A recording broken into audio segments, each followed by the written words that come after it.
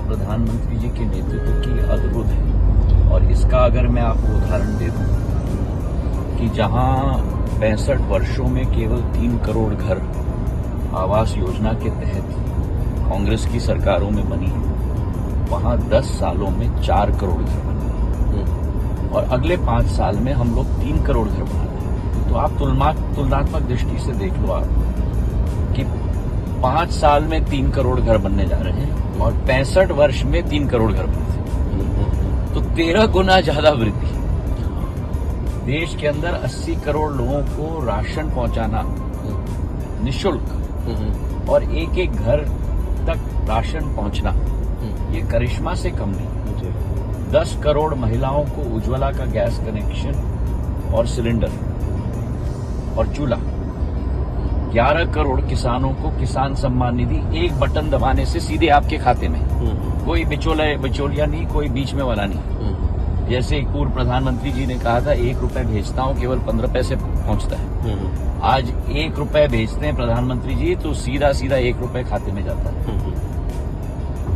तो जो योजनाओं का केवल रूपरेखा नहीं लेकिन उसका क्रियान्वयन और उसका लाभ एक एक जन को मिल पाया है, उससे संपूर्ण देश की 140 करोड़ जनता का केवल एक व्यक्ति में विश्वास है और वो है प्रधानमंत्री नरेंद्र मोदी।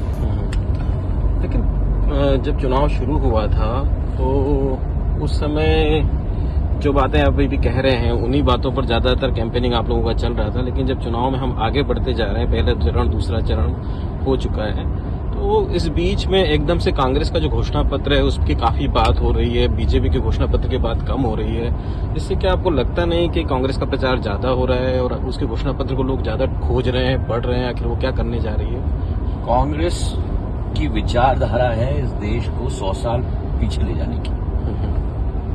जो विचारधारा कांग्रेस की कि आपका घर का एक्सरे किया जाएगा, आपकी जमीन की एक्सरे की जाएगी और सरकार आपकी जमीन ले लेगी, जो आपने और आपकी पत्नी ने पूरे जीवन भर में कमाया हो, एक विरासत टैक्स लगा के जो 1970 1980 तक थी वामपंथी सोच की, उसको लगाकर 55% जो आपने कमाया है आपसे लेकर भारत सरकार ले ली।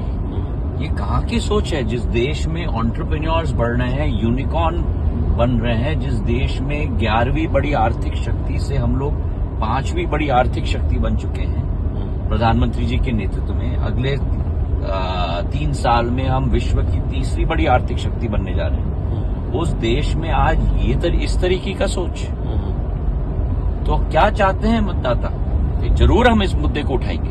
देश को प्रधानमंत्री जी के नेतृत्व में आगे ले जाना चाहते हैं। जहां 90,000 किलोमीटर के हाईवे थे आज 1,50,000 किलोमीटर के हाईवे, जहां 74 एयरपोर्ट थे आज 160 करीब एयरपोर्ट, वाटरड्रोम और हेलीपोर्ट बन गए हैं। जहां ट्रेन की ट्रैक की रिन्यूअल और नई लेंग नई ऊंचाई तक पहुंच रही है, वंदे भारत आ रहा है, बुलेट ट्रेन आ रहा है, या इस रास्ते पर बार बार प्रियंका गांधी, राहुल गांधी अपने भाषणों में इसका जिक्र कर रहे हैं कि हमारे घोषणा पत्र में इस तरीके की बात नहीं है और हमें तो विरासत में जो है शहादत मिली है, हमें विरासत में कोई प्रॉपर्टी नहीं मिली है। देखिए, जो लोग अपनी शहादत की बात की मार्केटिंग करें, शहादत की बात की कभी मार्केटिंग की नहीं जाती,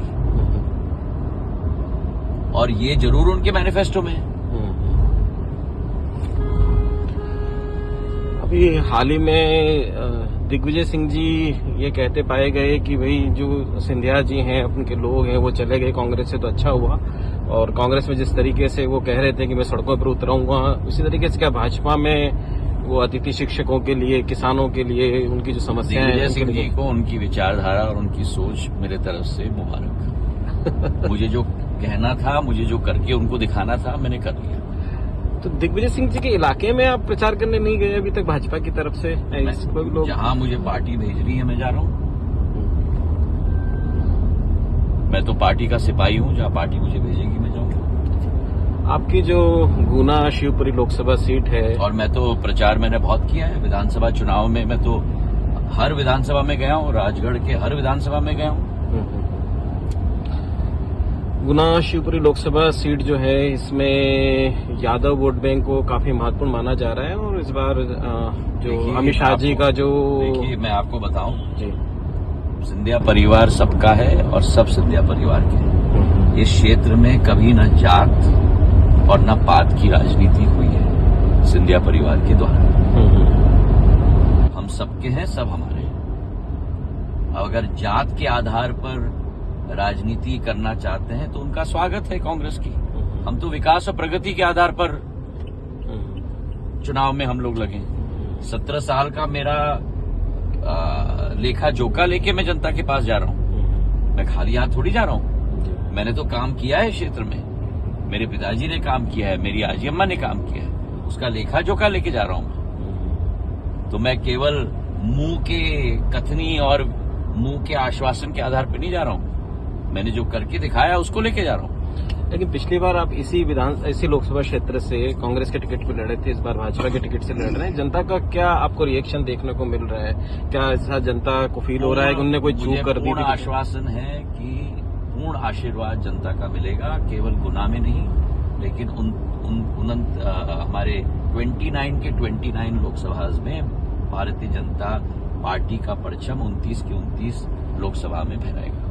आप अपने भाषणों में हर जगह एक बात कह रहे हैं कि यदि मैं कांग्रेस नहीं छोड़ता तो लाडली बहना का जितना फंड था वो सारा फंड दिग्विजय सिंह और कमलनाथ की जेब में चला जाएगा। पूरा ये तो उस समय ये योजना तो थी नहीं, लेकिन आपको ये बात कहने से पीछे आपका आशय क्या है? मतलब क्या कहना चाहते हैं? मैं तो वही तो कह रहा हूँ विजय जी, आप समझ नहीं पाए। अगर सरकार वो रहती तो कभी लाडली बहना न होती। अगर वो सरकार रहती तो कभी किसान सम्मान निधि का अतिरिक्त 6,000 रुपए किसान को नहीं मिलता। अभी केंद्र से 6,000 मिल रहा है और प्रदेश से 6,000 मिल रहा है। ये संभव हो पाया क्योंकि भारतीय जनता पार्टी की डबल इंजन की सरकार बनी। लाडली बहना संभव हो पाया क्योंकि भारतीय जनता पार्टी की डबल इंजन की सरकार बनी। उनको पहले से दिख रहा है, स्पीड कम करो।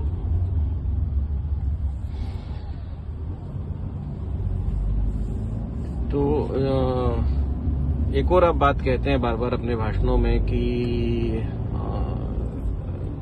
जो कमलनाथ की सरकार थी उसने बहुत ज्यादा करप्शन किया, लेकिन बाद में भाजपा की सरकार बन गई, दूसरी बार भाजपा की सरकार बन गई वापस से।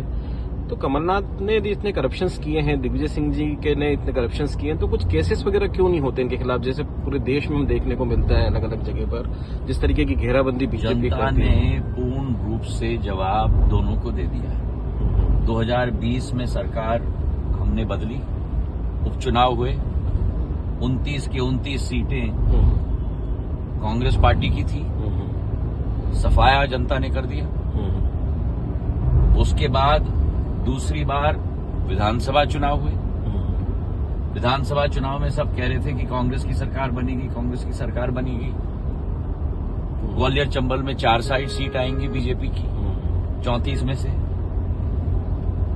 कई लोग ने मुझे गाली दी, बेबुनियाद आरोप मेरे परिवार के इतिहास पे लगाया। क्या नहीं किया, भद्दी से बत्ती गाली दी। मैंने एक ही चीज कहा कि जनता सबको जवाब देगी, और 163 सीट आ गए भारतीय जनता पार्टी के जवाब उनको मिल गए। अभी आपने 2 विधायकों को और ले लिया, 165 सीट्स हो गई हैं आपकी। तो आने वाले दिनों में और भी कांग्रेस टूट सकती है क्या? कांग्रेस तो पूर्ण रूप से अंदर से दीमक लग गया है विजय जी।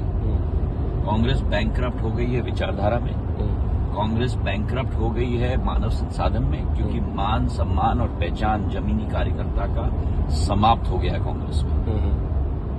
कांग्रेस समाप्त हो गई है, बैंकक्रप्ट हो गई है देश के हित में नीतियां बनाने में। मैनिफेस्टो देख लो आप। और कांग्रेस बैंकक्रप्ट हो चुकी है प्रत्याशियों के मुद्दे में भी। प्रत्याशी भी छोड़ के जा रहे हैं कांग्रेस को। तो कांग्रेस के अंदर तो पूरी दीमक लग गई है, अपने आप कांग्रेस अपने आप को खा रही है। आखिरी प्रश्न।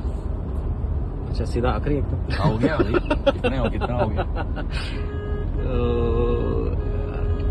एक वोट परसेंटेज काफी डाउन हो रहा है, तो वोट परसेंटेज डाउन होने की काफी चिंता है बीजेपी को भी, सभी को चिंता है। तो हमारी इसमें आपकी जो कॉन्स्टिट्यूएंसी है उसमें आप कैसे वोट परसेंटेज बढ़ाने के लिए क्या काम कर रहे हैं? लोग मतदाताओं को हम लोग प्रेरित करें कि ज्यादा मतदान करना जरूरी है। प्रजातंत्र का उत्सव है, हर एक मत हमारे लिए सोने के समान है। आशीर्वाद के रूप में आप अपना मत का प्रयोग करो। पूर्ण रूप से हम लोगों को प्रेरित करने की कोशिश कर रहे हैं। इलेक्शन कमीशन भी कोशिश कर रहा है कि मतदान ज्यादा होना चाहिए। पर एक चीज मैं आपको बता दूं भैया, हमारे देश में सबसे कम जो मतदान होता है वो विश्व के सबसे विकसित देशों से सबसे ज्यादा मतदान होता है। आप अमेरिका को देख लो, जर्मनी को देख लो, इंग्लैंड को देखो, हमारा लोएस्ट टर्नआउट उनके हाईएस्ट टर्नआउट से ज्यादा है। तो प्रजातंत्र पूर्ण रूप से एक उत्सव की तरह मनाती है चुनाव को, लेकिन जरूर हमें इसे बढ़ाने की कोशिश करनी चाहिए। एक सवाल आपके पुत्र के बारे में कि महारिमन भी लगातार चुनाव प्रचार कर रहे हैं और आप एक राजनेता हैं और आप चुनाव प्रचार कई वर्षों से कर रहे हैं, तो आप अपने बेटे को क्या टिप्स देते हैं चुनाव प्रचार करने जब वो जाते हैं? मैं उनको कोई टिप्स नहीं देता। आजकल के जमाने में एक तो मैं बता दूं कि मेरे पूज्य पिताजी के चुनाव प्रचार में मैंने सन 1984 में 13 साल की उम्र से मैंने शुरुआत की थी। मेरा पुत्र भी, ये उसका पहला चुनाव नहीं है मेरे लिए, उसका तीसरा चुनाव है। 2014 से मेरे चुनाव प्रचार में मेरे साथ रहा है। और आजकल के जमाने में वैसे भी विजय जी जानते हैं आपकी, पुराने जमाने में माता और पिता कहते थे बच्चों को क्या करना है, आजकल बच्चे माता पिता को कहते हैं कि क्या करना है। तो आपका प्रश्न तो उल्टा होना चाहिए। तो वो आपको बताते हैं फीडबैक कि क्या आ रहा है पब्लिक के बीच में से? वो आपसे बात करते हैं डेली? हमारी बात डेली नहीं होती क्योंकि मेरा दिनचर्या तो सुबह के 2 बजे 2:30 बजे से समाप्त होता है, तो डेली बात तो होती नहीं है, लेकिन हर 2-3 दिन में हमारी बात होती है जी। और समय समय पर उनका भी फीडबैक मैं लेता हूँ, उनको भी मैं थोड़ा फीडबैक देता हूँ और हमारा एक वार्तालाप चलता रहता है। बहुत बहुत शुक्रिया आपका पत्रिका से बातचीत करने के लिए।